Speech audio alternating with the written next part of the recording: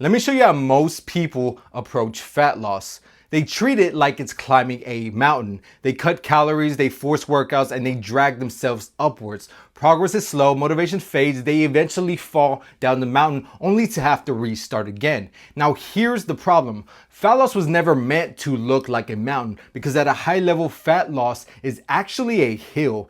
And the fastest way down it isn't by doing more effort, but it's actually just by changing your positioning. And most people are not stuck because of the bad information. They are actually stuck because of internal resistance. So in this video, I'm going to show you why fat loss feels heavy for most people, what resistance actually is so you can avoid it, and how removing it makes fat loss accelerate naturally. Now, what does resistance actually look like? Now, resistance is going to be anything inside of you that makes fat loss feel like it's going to be difficult, right? That's fighting cravings, that's forcing motivation, having to start over every Monday. Does that sound familiar, right? If fat loss feels heavy, slow, or exhausting in any kind of way, that is resistance. And the more resistance you have, the higher it is up the mountain that you have to climb. And most people, I tell you, start here. They start at the level 100 resistance. Now, why is that? There's a number of reasons why this is. There could be they don't trust themselves around food. How many times have you started a diet and not finished it?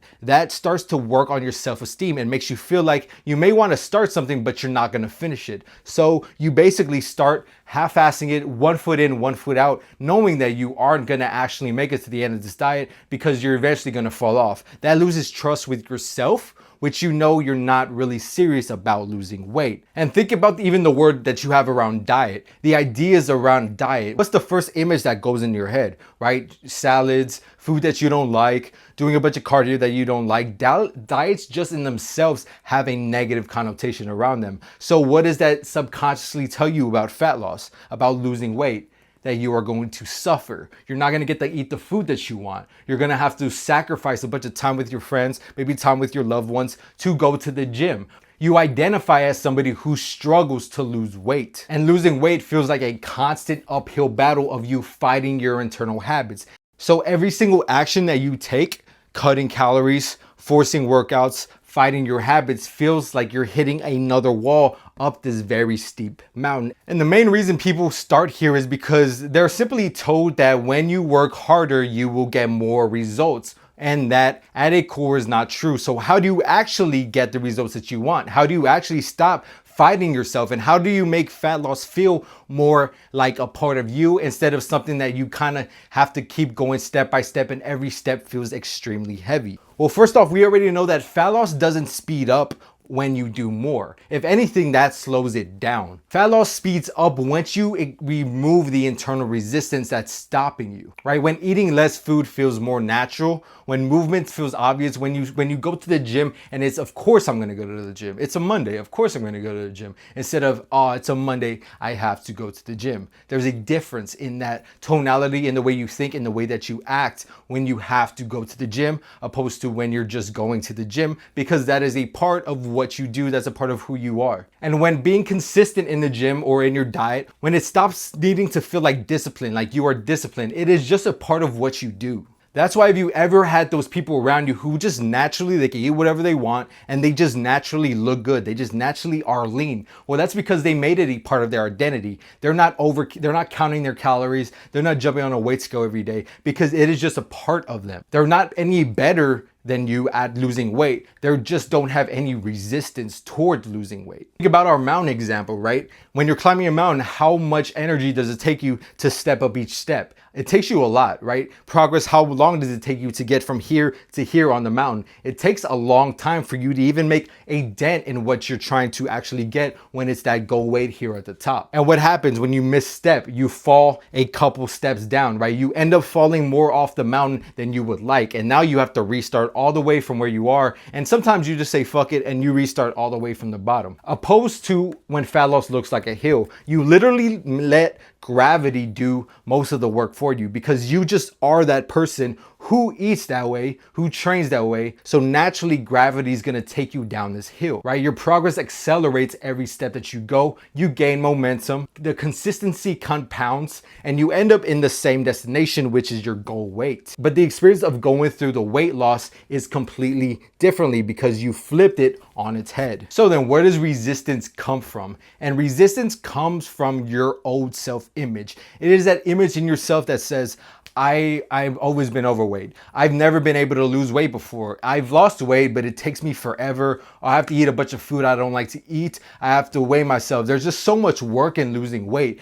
That is where all of your resistance is coming from. It is from an old identity. You can even feel when you say the word diet, the emotional impact behind those words and the connotations of those words, like diet, like lifting weights, like going to the gym. All of those give you a gut feeling, and those emotions are attached to that identity. When you think about food, you could be emotionally attached to food. You eat when you're stressed, stress-driven eating. Identities built around trying to lose weight, but not ever actually losing the weight. The ironic thing is you don't actually fix any of these with more effort. You actually just dissolve these with using awareness and aligning yourself to an identity that is naturally lean. Because your mind probably went to, okay, well, what do I do? Okay, well, I got to do more of this and more of this. That is the trap in the first place, because more effort is the very problem. None of this should actually take effort. Going to the gym for a pro athlete does not take effort. For an Olympian, for a college athlete, for a high school athlete, it doesn't take effort. They just do it because they love it, because it's a part of who they are. So when you actually go ahead and remove this resistance, you stop forcing these behaviors. All of these things on the mountain, right? Like fighting your habits, forcing workouts, cutting calories. None of these are forced things. These are no longer on the side of the mountain. They are now on the inside of the hill that help you accelerate down the hill. So what does removing the resistance actually look like? Well, you stop forcing these behaviors. You stop labeling anything as good or bad. Oh, I gotta go to the gym today. Ah, that sucks. Oh, I gotta eat this today. Oh, that sucks. Right? You labeling these words, putting emotional attachments to these words are keeping you locked in this identity where fat loss is hard, where fat loss is you constantly having to climb up the mountain, where you constantly have to fight cravings when you walk into the kitchen, and every time you walk past the kitchen, you have to fight yourself to not reach for the snack that you know you shouldn't be reaching for. And most importantly, you stop relying on motivation, because we all know, oh, get motivated, but eventually that always runs out. And motivation will never get you to your goal. It always has to be something deeper. Instead, imagine just falling to your defaults. Imagine the same way you wake up in the morning and brush your teeth. You don't need much motivation to do that. That's just part of what you do, right?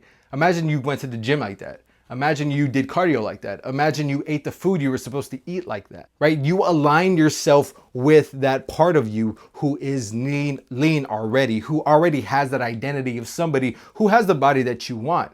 You let your actions follow naturally, but that all stems down from your identity. And this will speed up fat loss faster than ever trying to climb up the mountain. You could be a professional at climbing the mountain. You can be, but I promise you, you're going to be burnt out by the time you reach the top.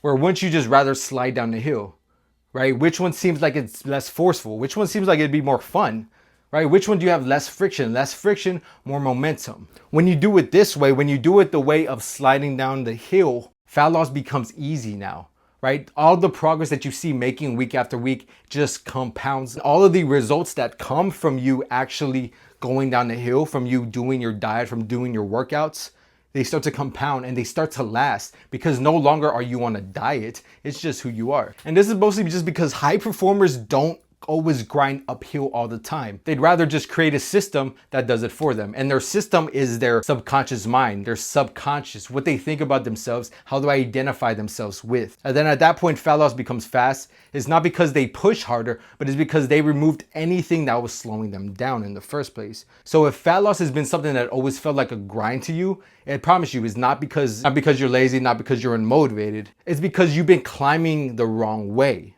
You don't need to climb the mountain. All you need to do, align, acknowledge the resistance, and go down the hill. And if you guys want to know how to do that, go ahead and click my next video right here, and I'll show you exactly how to do that. And this is exact stuff that I teach in my one-on-one programming with the guys that are actually serious about getting the results. So if that's you, I have more information about that down in the description below. But if not, go ahead and watch this video right here, and I will see you guys next time.